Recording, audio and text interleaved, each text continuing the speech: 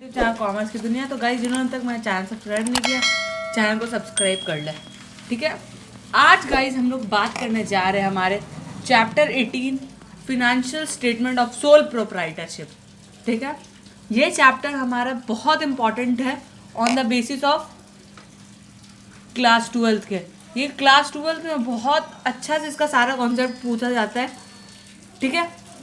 अब इसका एक एक चीज़ आप लोगों को पढ़ना बहुत इंपॉर्टेंट है, क्योंकि ये क्लास 12 में भी आप लोगों का पूछा जाएगा, ठीक है। तो अब हम लोग चलिए स्टार्ट करते हैं।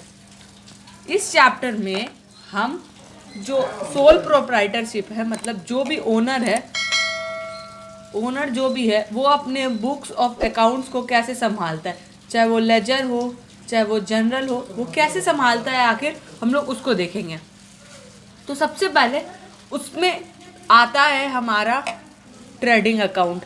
ये इस चैप्टर के अंदर आता है, ये हमारा सबसे पहला टॉपिक है। अब मैं आप लोगों को ये बता दूं ट्रेडिंग अकाउंट होता क्या है, ठीक है। ट्रेडिंग अकाउंट वो अकाउंट होता है जिसके अंदर हम लोग अपने सारे एक्सपेंस को, डायरेक्ट एक्सपेंस को लिखते हैं। इसका फॉर्मेट देखिए, ये मैंने लिख दिया ट्रेडिंग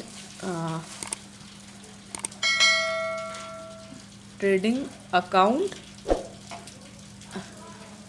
एज ऑन ओबियसली ये 31 मार्च को ही बनेगा, तो 31 मार्च 2020 कर देता हूँ मैं, ठीक है। अब सबसे पहले ये हेडिंग आता है इसका, उसके बाद इसका फॉर्मेट ये होता है। फिर हम लोग नेक्स्ट लिखेंगे पार्टिकुलर्स, देन रुपीज, फिर अगेन पार्टिकुलर्स और अगेन रुपीज। अब देखिए, ये होता है हमारा डेबिट साइड, ये होता है हमारा क्रेडिट साइड। ये डेबिट और क्रेडिट हम लोग लिखते नहीं हैं, ट्रेडिंग अकाउंट है ये हमारा। अब ये हमारा फॉर्मेट है ट्रेडिंग अकाउंट का। अब सबसे पहले मैं बता दूं, ट्रेडिंग अकाउंट के अंदर हमारा सिर्फ और सिर्फ डायरेक्ट एक्सपेंस ही लिखाता है, डायरेक्ट एक्सपेंसेस ही लिखाते हैं, और इनडायरेक्ट एक्सपेंस जो भी है वो हम लोग ट्रेडिंग अकाउंट में नहीं लिखते हैं। इनडायरेक्ट एक्सपेंस वो ट्रेडिंग अकाउंट में नहीं लिखा जाता है। अब आप लोग सोच रहे होंगे डायरेक्ट और इनडायरेक्ट एक्सपेंस क्या है। तो डायरेक्ट एक्सपेंस वो होता है जो हम लोग को डायरेक्ट लगता हो, जो हमारे बिजनेस में डायरेक्ट लगता हो। अब हम लोग किसी भी मजदूर से काम कराए, अब हम लोग मजदूर से काम कराते हैं, तो ये तो नहीं कि उसे उधारी में हम लोग छोड़ सकते हैं कि ठीक है भैया आप 1 महीना बाद आइएगा, 1 महीना बाद पैसे ले जाइएगा। मजदूर को तो इंस्टेंट पेमेंट करना होता है। तो इंस्टेंट पेमेंट जिसको हम लोग करते हैं, जो तुरंत पेमेंट होता है, उसे हम लोग डायरेक्ट एक्सपेंस कहते हैं। जैसे कि मजदूरों को हम लोग क्या देते हैं, वेजेस देते हैं, ये हमारा डायरेक्ट एक्सपेंस है। कैरेज इनवर्ड, मतलब कुछ हम लोग सामान लेके आए, कैरेज हम लोग का लगा, मतलब भाड़ा लग गया। तो अब जो भाड़ा है वो रिक्शा वाला हमें छोड़ के तो नहीं जाएगा उधारी, तो वो भी हमें तुरंत लेगा। तो एक एग्जाम्पल हो गया कैरेज इनवर्ड का।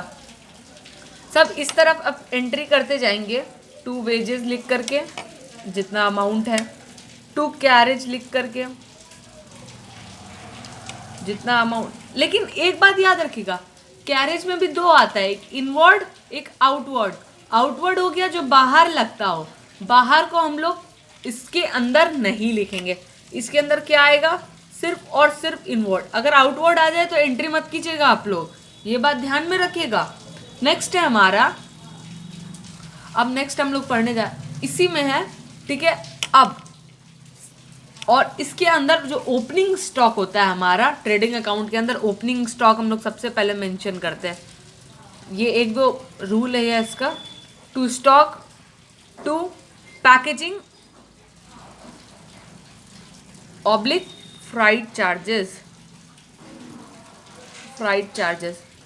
अब जो हमारा पैकेजिंग या फ्राइट चार्जेस है, मतलब मंगाने में जो कॉस्ट पड़ा, ट्रांसपोर्टेशन चार्ज, वो तो हम लोग का ट्रांसपोर्ट वाला नहीं छोड़ेगा ना, तो उसे हम लोग को भी इंस्टेंट पेमेंट करना होता है। इंस्टेंट पेमेंट करने के लिए हम लोग को इसका अमाउंट पे करना पड़ता है। ये जो भी अमाउंट इसमें बोल दे वो हमें पे करना पड़ता है। इस तरफ क्या एंट्री होता है हमारा, सेल्स का एंट्री होता है, क्रेडिट साइड में। लेकिन एक बात है, सेल्स का जो भी अमाउंट होगा, जैसे 2000 अमाउंट है, उसमें से लेस हो जाएगा सेल्स रिटर्न। सेल्स रिटर्न उसमें से ये लेस हो जाएगा। अगर मान लो ये 100 रुपये है तो इस तरफ ये 1900 लिखाएगा। ओके, सेल्स में से सेल्स रिटर्न माइनस हो जाएगा। अब आप लोग के एक दिमाग में आ रहा होगा परचेज वाली बात। तो परचेज में क्या होता है, परचेज वाली एंट्री इस तरफ हम लोग करते हैं और उसमें लिखते हैं परचेज, नहीं, टू परचेज जो अमाउंट है, जैसे इसका भी अमाउंट 2000 है, और लेस कर देंगे परचेज रिटर्न। अब परचेज रिटर्न मान लीजिए इसमें 200 रुपये है, तो इस तरफ अमाउंट आ जाएगा 1800, यहाँ पे अमाउंट आ जाएगा 1800, और इस तरफ ये हम लोग करेंगे। लेकिन ये जो कैलकुलेशन होता है ना, ये कैलकुलेशन हमारा इस तरफ लिखाता है, जैसे मैंने सेल्स में किया, और जो नेट वैल्यू होता है ना वो इस तरफ लिखाता है हम लोग का। ठीक है, अब एक बात मैं और बता दूं, इस तरफ ये सब जो मैंने आप लोगों को बताया, क्वेश्चन में सिर्फ लगभग यही मेंशन होते हैं और एक्स्ट्रा कुछ भी नहीं आता है आप लोग को। एक और चीज़ मैं बता दूं, इसके अंदर आता है पावर, जो बिजली वैसे नहीं, मतलब पावर मतलब यहाँ दूसरे सेंस में हो गया, उतना आप लोग को डिफाइन की ज़रूरत नहीं है, बस पावर आ जाए तो आप लोग एंट्री कर देना। और भी बस, और लास्ट यहाँ पे हमारा ये सब एंट्री करने के बाद हम लोग लिखते हैं क्लोजिंग स्टॉक XYZ, ठीक है, जो भी हमारा वैल्यू है। और मेन बात इसकी, जो हमारा नेक्स्ट मेन बात है हमारा, जब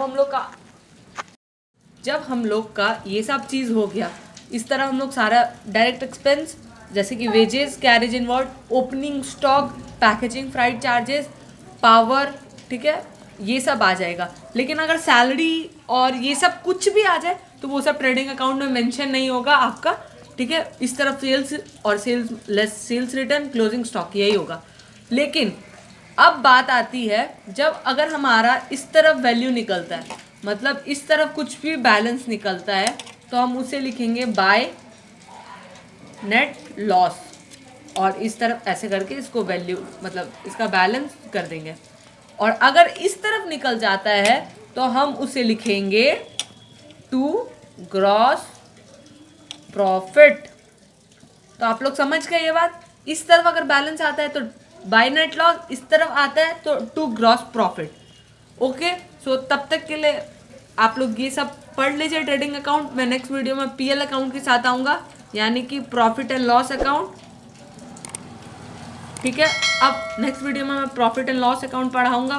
तब तक के लिए मेरे चैनल को सब्सक्राइब कर लीजिए, बेल बटन दबाना ना भूलें, ताकि मेरे नेक्स्ट अपडेट आप लोग को मिलते रहे। Bye bye guys.